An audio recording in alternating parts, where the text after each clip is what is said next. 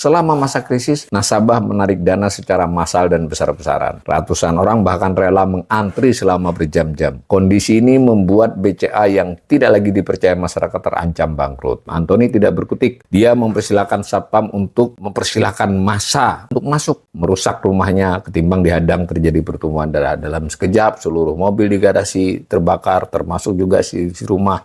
Mereka membakar furniture, mencopot lukisan, mengobrak-abrik kamar. Pelajaran ya bahwa ya memang seperti itu sejarah Indonesia di masa lampau dan tidak tertutup untuk bisa terjadi kembali.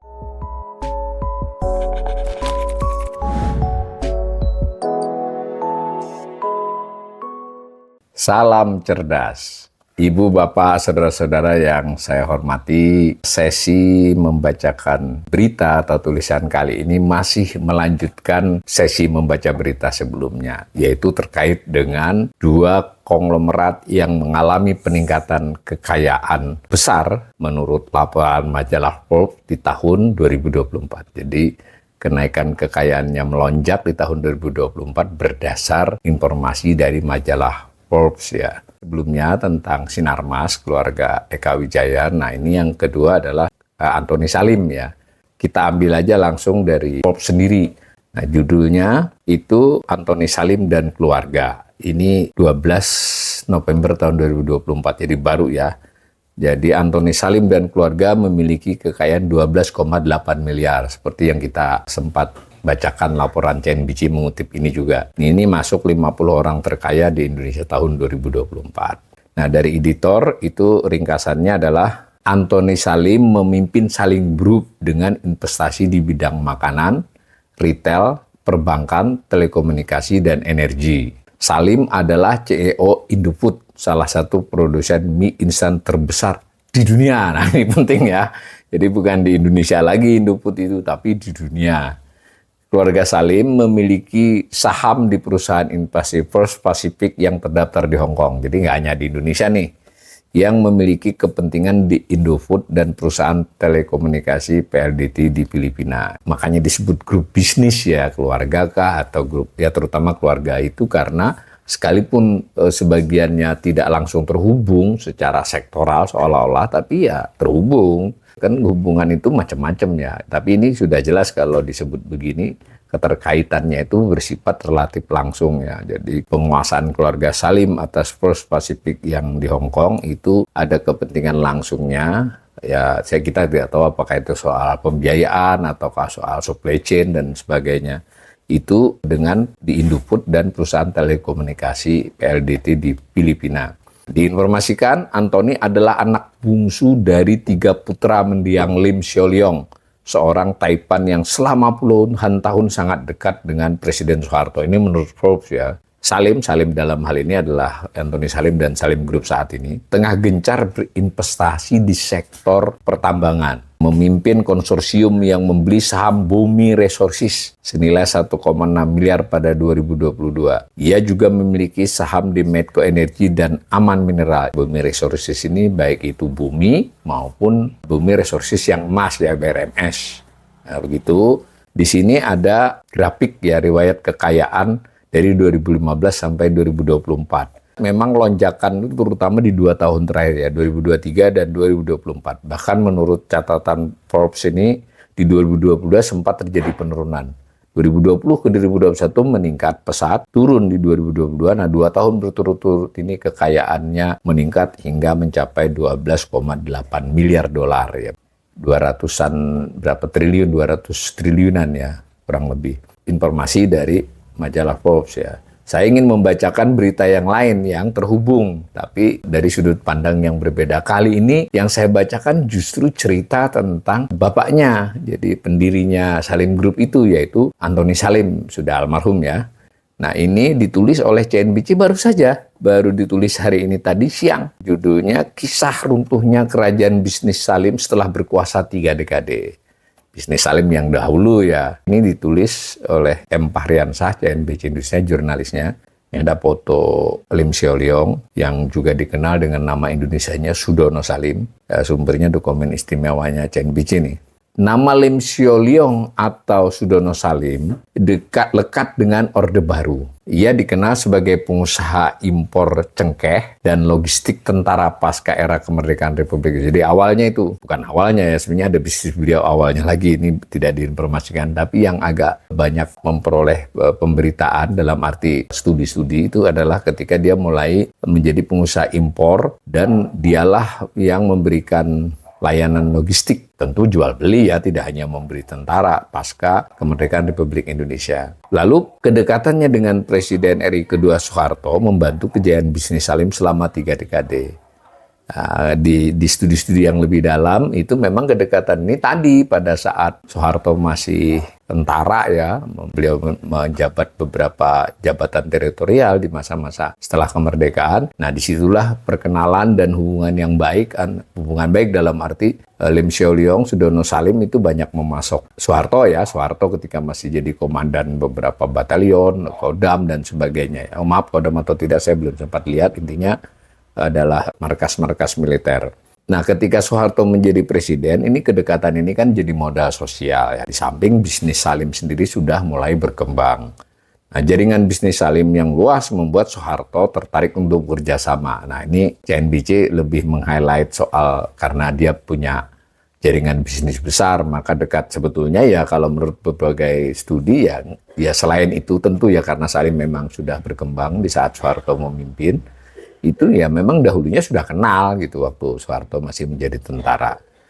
Nah, di sini ada perkenalannya itu adalah dibantu oleh seorang namanya Soelardi. Salim dan Soeharto berkenalan. Jadi sebelum presiden ini, Salim menjadi menyuplai logistik pasukan Soeharto masa perang kemerdekaan 45 sampai dengan 49. Setelah Soeharto meraih kekuasaan di Indonesia pada pertengahan 60-an dan menjadi presiden, dia didukung oleh kelompok kroni pengusaha. Ini ditulis oleh CNBC loh, saya hanya membacakan kroni pengusaha.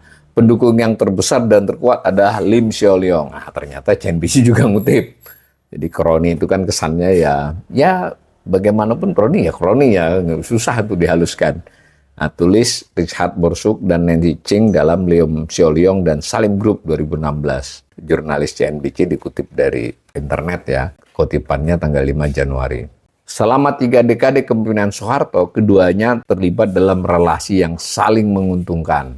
Di Soeharto melindungi Lim dan memastikan bisnisnya berjalan lancar, sementara Lim menyalurkan dana kepada Soeharto, keluarga, dan kroni lainnya melalui kerajaan bisnis Salim Group.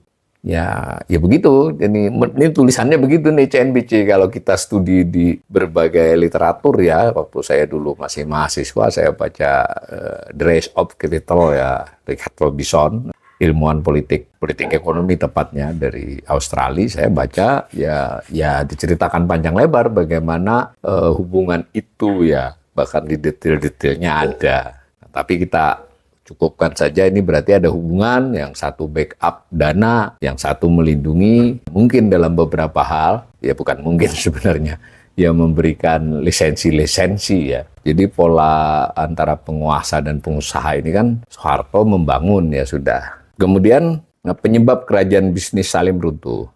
Selama 3 dekade Salim sukses membangun 3 kerajaan bisnis di 3 sektor. Perbankan, ya BCA ya, Bank Sentral Asia, bangunan, Indosemen ya, dan makanan, Bogasari dan Indofood. Nah, gitu.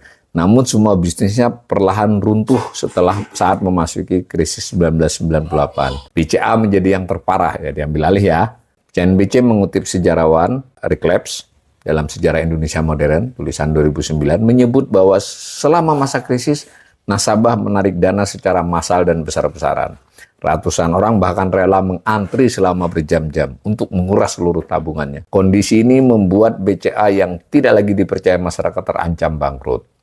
Kalau sebelumnya kedekatan Salim dengan Soeharto itu sangat menguntungkan, tetapi menurut CNBC ini mengutip berbagai pihak tentu, kedekatan dengan Soeharto ternyata menjadi malapetaka bagi Salim. Masyarakat yang mengetahui kedekatan Salim dengan Soeharto itu membuat ia menjadi target sasaran. Hal ini terjadi setelah unjuk rasa beralih menjadi kerusuhan rasial pada 13 Mei 1998. Pada saat itu, Jakarta dan sekitarnya mengalami kerusuhan, penjarahan, pembakaran terhadap rumah, bangunan, pertokoan, dan banyak kendaraan. CNBC mengutip Kompas 14 Mei 1998. Aksi ini dilakukan oleh massa yang sudah terprovokasi. Dalam aksi tersebut, masyarakat terprovokasi menyasar bangunan dan kendaraan milik orang Tionghoa, bahkan melarikan masyarakat keturunan Tionghoa. Nah, paragraf-paragraf berikutnya menjelaskan, ada kutipan dari tulisan Gemma Purde soal sentimen itu, lalu disebut juga kembali reclap soal penjarahan, termasuk BCA yang jadi sasarannya. Kediaman Salim dibakar. Di Jakarta hanya ada Antoni Salim yang bekerja di Wisma Indosemen. Jadi Lim Seong tidak di Indonesia berarti pada waktu itu. Bekerja di Wisma Indosemen Jalan Sudirman. Saat itu bahkan Antoni tidak berani pulang ke rumah bapaknya di kawasan Roxy, Jakarta Pusat. Karena memang dikhawatirkan jika ia diam di rumah, ia bisa terbunuh. Prediksi itu benar. 14 Mei pagi, Antoni menerima kabar kalau rumah bapaknya didatangi sekelompok muda bertambang mengancam, bersenjatakan jerigen, bahan bakar, dan perkakas. Mereka ingin masuk ke rumah mewah Lim. Antoni tidak berkutik. Dia mempersilahkan satpam untuk mempersilahkan massa untuk masuk. Merusak rumahnya ketimbang dihadang terjadi pertumbuhan darah. Dalam sekejap, seluruh mobil di garasi terbakar, termasuk juga si rumah.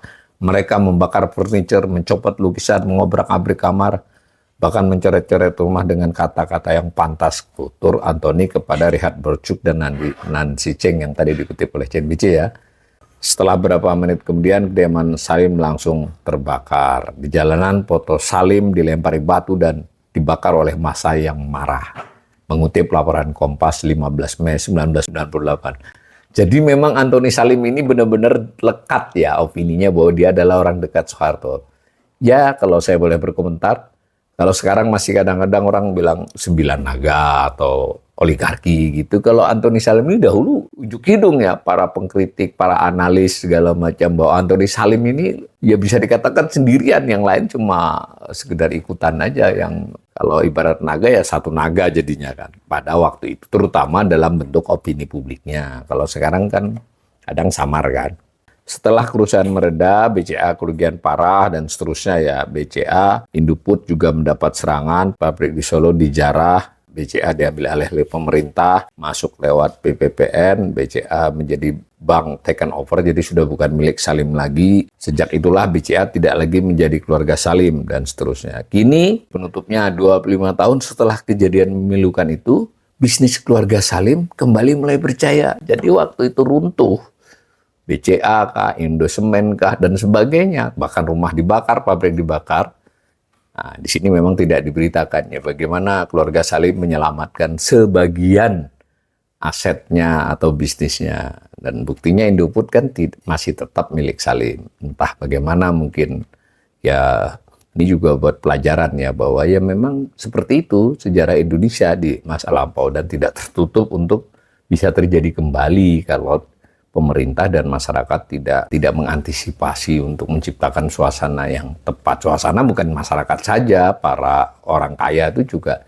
Mestinya Salim juga kemudian otokritik kan, mestinya kan introspeksi lah. Ini kalau dia mengulangi lagi bisa terjadi lagi kan. Tetapi apapun, 25 tahun setelah peristiwa itu, keluarga Salim mulai berjaya. Bisnisnya pun tidak hanya Indoput, tetapi juga sektor migas, konstruksi, dan perbankan. Kan tadi di berita sebelumnya itu sudah begitu.